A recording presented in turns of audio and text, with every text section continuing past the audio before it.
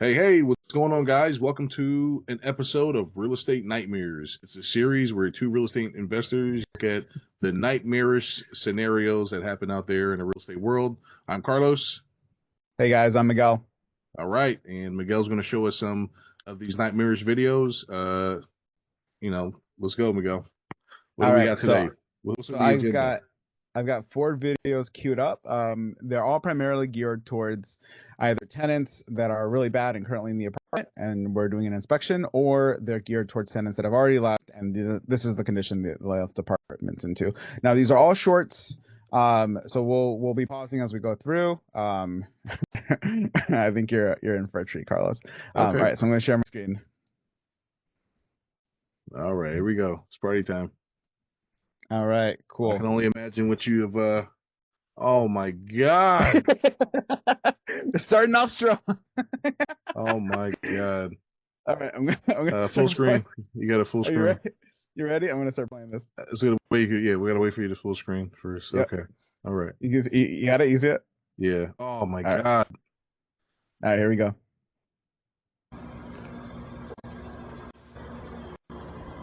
Oh. So this is clearly either a party house or a hoarder house. It's looking more like a hoarder house to me. God. Now, unfortunately, this video doesn't have a lot of description, so I'm not sure if this is like a eviction situation and the tenants are leaving like this out of spite, or if Gotta be. this is. It's Oh, gotta be. jeez. Oh. Oh. Why? Why is there hair in the sink?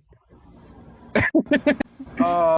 So that's our Oh first my one. God. Oh my God. So Okay. Let's talk about it. Let's go into it. Can we let's mute? dissect this. What's Yeah. that? Yeah. Let me let me take control here. I'm gonna hit request control. Hmm. Let me Go know for when. it. Okay. Wow. Now there's a couple things I'm seeing here. First thing is my eyes are being attracted to the nice pillow here for some reason. This black pillow, even though Hmm. there's everything else disgusting, my eyes are just gravitating towards the pillow. But I don't know why. Okay, so what would cause something like this to happen? So one of the things that I see a lot with this, like usually when it's this bad, it's out of spite. That's been my experience. It's because somebody was getting evicted. They were angry at the landlord for the eviction. Somebody felt victimized, essentially, right? Wow. And so they leave the apartment in this condition because they want to make sure that it's difficult for the landlord to clean up after the fact. What one of the things that I try to do during the eviction process is I try to stay on the side of the tenant, because I recognize it's a stressful situation, Yeah. whatever. But all of this, like the only way to prevent a situation like this is really to first screen your tenants more thoroughly and then make sure that you act professionally throughout that relationship, right? You want to make sure that you don't give folks a leg to stand on, because once they justify it to themselves that, hey, you're the enemy, then they start doing things like this. Up until that point, it doesn't really happen. Wow. Yeah. So The other so thing, mhm. yeah, go ahead. So can we hit play a little bit while we're playing through? Yeah. Can you talk about it some more while we're just hitting play? Yeah, totally. Yeah. So I, Just I turned the audio off. But okay. yeah, so like it's frustrating because this is probably, I don't know.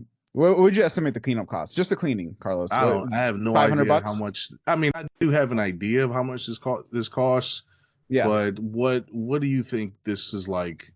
This is probably 2, maybe 3 hours of just straight labor. So probably handyman level work, maybe $600. But that's just the cleaning, right? We don't know the condition of the appliances. We don't know the condition. Well, the plumbing issues. Like there's a lot more here that we just can't see at first glance. And all of this really boils down to somebody neglecting the apartment and going out of their way to make it more difficult. One of Wow. the really, I don't want to give anybody any ideas here, but one of the worst cases that I've seen was somebody pouring concrete down the drain in the bathroom. Wow. Concrete. Yeah. Yeah, on purpose, like Wow. specifically destroy the plumbing. Like, and this sort of thing happens. Like it just does. Like this is part of being in this business. And it can be very discouraging for most landlords to come into something like this, especially after, let's say 9, 10, a year's worth of eviction process, right? And that's lost rental income. Then you come into these damages. But understand that is part of the business. And, for some folks, it does create an opportunity for you to come in and take this problem off somebody's hands.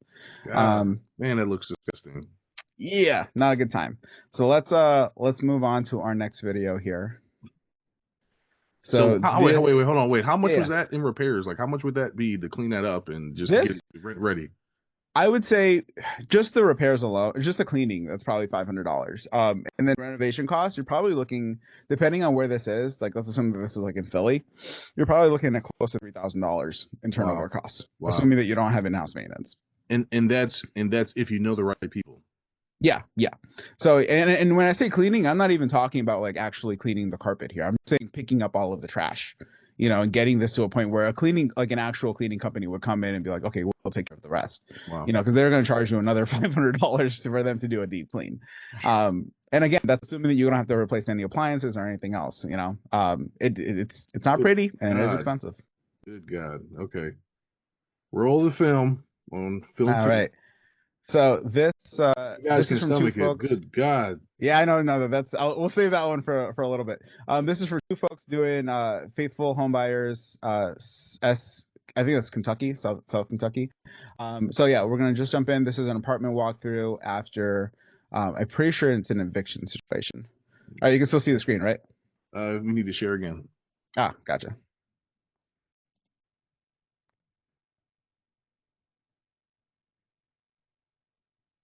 All right, here we go. All right. Let's give it a second. All right, hit play.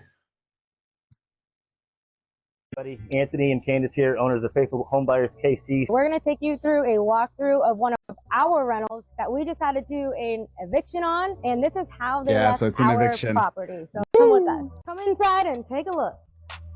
Okay, all right, I'm pausing. Oh my already. God. So let's just jump back. So first of all, door frame is completely broken. It's done. The whole thing ripped out from the outside. How much is door handle is broken. Now this may have been them getting back into the unit. The tenants may have changed the locks, but if you go forward a little bit, door is completely off the hinge, and immediately right off the bat we have a giant hole in the wall. What are we looking at pricing on those two things? Oh man, bro, the door, you're probably looking for to hang a new door. Probably $400 just for the door. Oh my God. Not to mention labor, and then this drywall patch here is probably another $200 or $300 in just labor just to get that done. But let's move forward. Wait, hold on. Why are these people so happy? What's going on here? Why are they happy? Why are they so they're happy. I can definitely tell you why they're happy. They're happy because they finally got their unit back. This is an eviction. So I don't know how long it takes in Kentucky, but in Philadelphia, an eviction can take a very, very long time, especially if a tenant knows how to work the system. So they're happy because they're going to start getting cash flow off the unit again once they make these repairs and renovations. Okay. And hopefully they learned a lesson and they won't let the same kind of tenant move back into the same kind of unit, Okay. But yeah, that's again, it's part of doing business. It's not fun and it's not fair, but it is part of doing business, and you got to protect yourself from these situations. Okay, more holes in the walls. Why are they just ripping down walls? You can see through the living room into. I thought that was a mirror. The kitchen. Like you can see right through it. Like wow, man. Like oh my God. Why would they? And you can tell. The thing is, Carlos, you can tell this was a nice apartment at one point. Like you have, a nicer end, a higher end thermostat right there. The flooring seems nice, a nice, vanilla gray walls. It seemed like it used to be a nice place. That's man. And they just left a shirt in the middle of the floor, like of all things, like too. Yeah, I mean, I love how they took the drawers, but they left the dress. Yeah, it's the kind of thing you see it, and it's malicious. It's malicious, and I'm not saying that all tenants are like this, and I'm not saying that all folks going through evictions are like this. Not at all. There are some people that are genuinely going through tough times and they can't pay rent, and I get that. But when you see this level of damage, it's not an accident. It just isn't. So you have to be aware that people like this are out there. Good God. Oh, jeez. Another one. There's how many holes are in this Another house? hole. I don't know, man. It's not even a house anymore. It's like Swiss cheese. It looks like somebody just went through with a baseball bat or a sledgehammer, and it was just like, let me just make this difficult and expensive. Yep, there's another hole there. And then, hold on, I'm just going to rewind a little bit here. I just want to note all of this stuff that's left behind. Like all of this was value. All of this was money that somebody paid at some point, and now it's just trash. And this is like just the nature of it. Some of the behavior that you will see tenants exhibit with these properties will not make sense to you in the moment. But you know, people live this way. People do these sorts of things. Wow. I'm gonna just jump back to that kitchen. The kitchen doesn't look too bad, actually.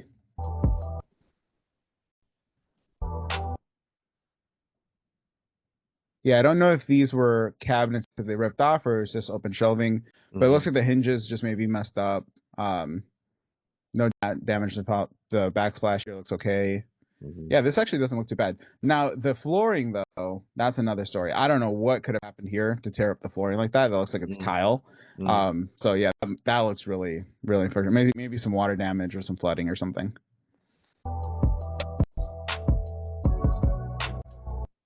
All right, little back room here, ping pong table, and then some stairs.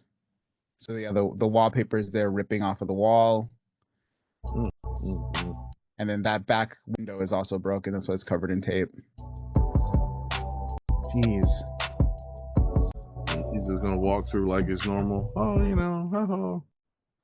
So, and the other thing, this is one thing that I've. What is that? Right. What is this? What is that? So this is a red flag. This is a red flag, and this is something that I'm very particular with my tenants. I put in I put in blinds on all of my units, right? And they're not the highest end blinds. They're pretty crappy blinds. And I always tell folks, listen, the apartment comes with blinds. It's your responsibility to maintain them or replace them if they get broken. And you know, the point is not that I'm going to provide blinds forever, but the point is they're going to move into an apartment with blinds. I have set the standards from the beginning, right? And so when I see things like this, where it's like, okay, you have probably a sheet and then another sheet, like blankets instead of blinds in your windows and instead of curtains, that is a problem. That's to me, it's the tenant is not taking care of this apartment.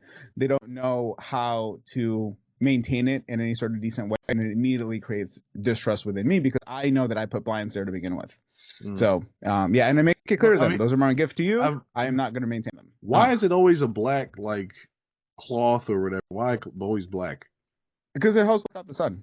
Okay, like I just, you know, it's just funny how it's all the same. You know, it's like it is kind of destroy houses. It's always the black sheet for some reason. Yeah, the funny thing is, I like to say it's the same tenant just with a different face. Like once you get to know like the archetypes of who you're dealing with, it's the same person in the same situation, just with a different face, different voice, different name. Yeah, no, it gets crazy. More holes in the wall. Oh my goodness. Oh my god. More holes. And then I don't know if you caught that, but the closet door has been ripped off. Wow. What do you do with the door? So this looks like it's one of those like sliding doors. Yeah, you can see the little the slider piece up there. So yeah, you can just replace it, get a new hanging door, and put it up there. Now, what I wonder watching this video is where that door went. Like, is it still somewhere in the unit? You know, like, because you know, did somebody like take it off and sell it for scrap? Again, just all of these things that you see that don't make any sense, but people still do them. I don't know. So let's talk a little bit about this right here. So we've seen a lot. We've seen the holes damaged in the walls. We've seen doors ripped off. We've seen trash. You know what in the toilets? Looks like the same thing was in the sink, as well as hair, wigs, food. Like how does this happen? This is a relationship that has deteriorated, or it's a tenant that should not have been placed in the first place, right? What I always tell folks is, you are the professional here, they are not. So you need to make sure that you manage this relationship in a professional way. And I've broken my own rules in the past, and almost every single time it's come back to bite me, right? Like I've made exceptions here and there. I've given people a little bit too much autonomy, and it's always turned out bad. And it's because I was not being the professional. Because if I'm being the professional, then I'm treating everybody the same way, right? So a situation like this, I can just imagine, you know, somebody's late on their rent, somebody gives them a break, and they're late again, and they're late again, and then they're late again, and that becomes the new standard, right? And so then when that landlord tries to hold that tenant to account and say, hey, now you owe 3 months, I'm going to start the eviction process, then suddenly the landlord is the bad guy, It's like where was the grace? Where was the grace? Why did your grace run out? You know. Or that tenant feels victimized. It's like, why are you taking advantage of me? Yeah. The other side of this is where a landlord is just not taking responsibility for their unit, right? So a repair happens and then the landlord doesn't come through for 3 months.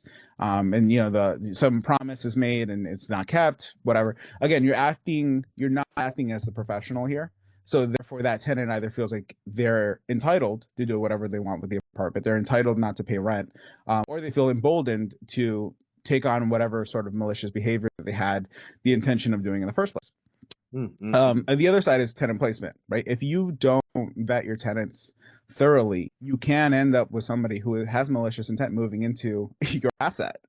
And then at that point, there's not much you can do. That once you hand over the keys and that person moves in, you lose almost all of the leverage that you have as a landlord. Like, you are setting yourself up for failure. So there are ways to prevent this. There are ways to prevent this both before you rent that unit to that person and also after you've established that relationship. But if you're not the professional, if you're not diligent, this sort of thing can happen. I mean, it happens every day. Wow. That's terrible. Guys, that is the first episode of Real Estate Nightmares. Miguel, it's been great having you. Thank you. Would you like to talk to us about PTI?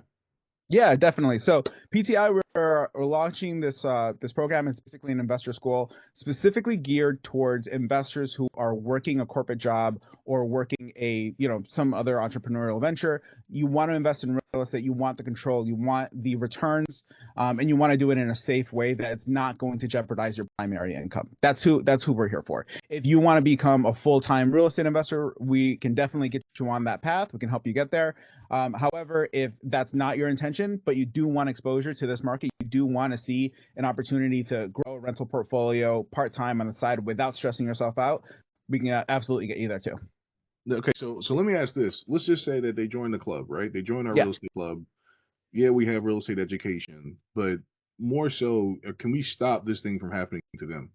Oh, totally. And the thing is, this situation, like these sort of eviction stories, they're easy to prevent. They're really easy to prevent, right? Like, if you have like a 300 unit portfolio, you might run into a situation like this once if you know what you're doing. Right? If you have a 12 unit portfolio and you have the time and energy to really vet those tenants, this should not be a problem. Like this is the kind of thing that over the course of your career, you may encounter once or twice if you know what you're doing. Sometimes, in a lot of cases, not at all, ever. So absolutely. So it has everything to do with knowing the right people and connecting with the right people. Absolutely. And knowing the right processes get in place. A lot of times what I see is folks, come into this industry and they think it's going to be passive. They think it's going to be easy. And when they get there and they actually start working with a tenant that's not wanting to work with them, or they have a repair that they don't know how to deal with, or they have a vendor that is taking advantage of them, then suddenly they're losing their minds, and this is the most difficult thing ever, and they regret getting into it in the first place. And the thing that I always wish that I could tell them is all of that could be prevented if you just knew the right things to say, if you knew the right process to put in place, and you knew the right things to look out for. And all of that you can get from somebody that's more experienced or from a group like PTI. Awesome. Well, that's today's episode. We will come back to you next week with more Real Estate Nightmares. God, I hope they're not as bad as these. They will be. Oh my God. I got 2 more. All right, guys. So we'll see you on the next one. See you. All right. Catch you guys later. Take care.